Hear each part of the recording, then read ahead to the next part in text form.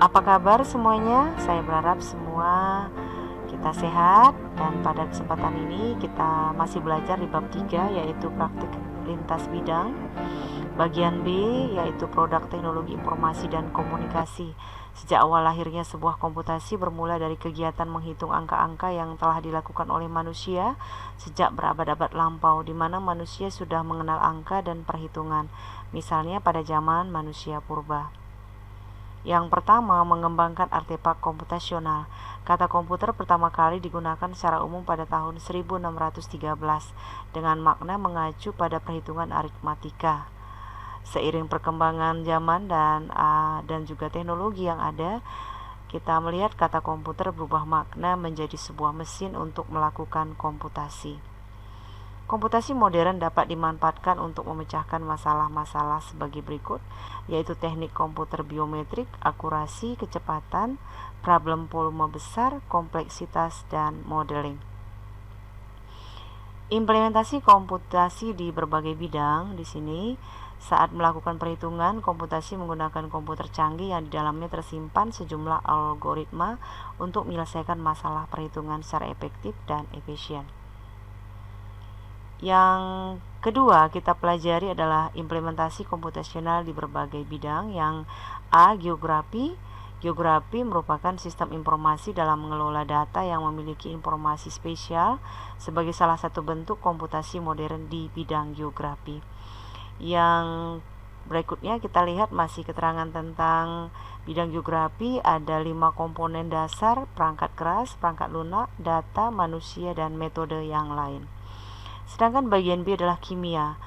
Implementasi komputasi modern di bidang kimia, yaitu penggunaan ilmu komputer untuk membantu menyelesaikan masalah kimia, misalnya penggunaan superkomputer, dan menghitung struktur dan sifat molekul.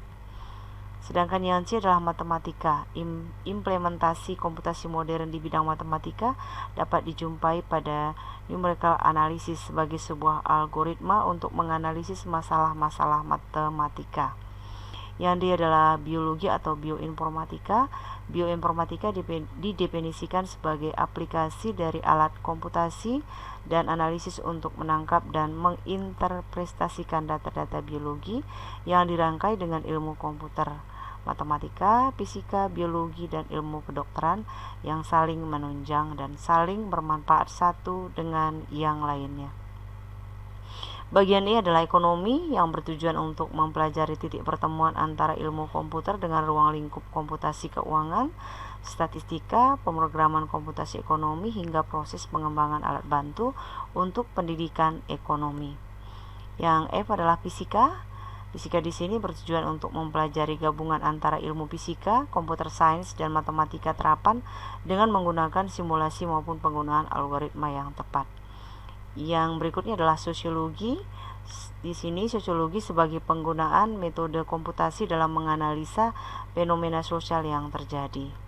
Baik, tadi kita sudah lihat yang kedua, sekarang yang ketiga, mengembangkan produk TIK komputasional. Perkembangan teknologi informasi dan komputer makin memudahkan manusia dalam bekerja. Itulah yang menjadi dasar para ilmuwan IT terus melakukan pembaharuan dalam komputer dan informatika, di antaranya menyediakan fasilitasi komputasi berkinerja tinggi. Di sini ada 2 hal, yaitu analisis big data dan komputasi mobile. Analisis big data adalah komputasi berkinerja tinggi. Ini digunakan banyak perusahaan sebagai media analisis big data. Sedangkan komputasi mobile berkembang pesat di tengah perkembangan gadget yang berperan sebagai wahana interaksi manusia dengan komputer, ya. Baik, kita lihat yang keempat adalah hak kekayaan intelektual dalam produk teknologi informasi dan komunikasi. Pada awalnya, perlindungan haki atau intellectual property right diberikan kepada penemu atau inventor sebagai insentif untuk melakukan penemuan atau inovasi-inovasi lainnya, dan diberi hak monopoli dalam jangka waktu tertentu atas semuanya tersebut. Kita lihat di sini pengertian haki sendiri adalah mencerminkan bahwa objek kekayaan intelektual tersebut dalam bentuk kecerdasan, daya pikir, atau produk pemikiran manusia. Berikutnya, bentuk-bentuk ciptaan yang dilindungi oleh Undang-Undang Hak Cipta. Ada beberapa yang Ibu tunjukkan di video pembelajaran ini, namun anak-anak bisa tambahi di buku paket atau LKS. Di sini ada 3, yaitu buku, program komputer, pamflet, perwajahan, karya tulis yang diterbitkan, dan semua hasil karya tulis lain. Yang kedua, ceramah, kuliah, pidato, dan ciptaan lain yang sejenis dengan itu. Yang ketiga, alat peraga yang dibuat dengan kepentingan pendidikan dan ilmu pengetahuan.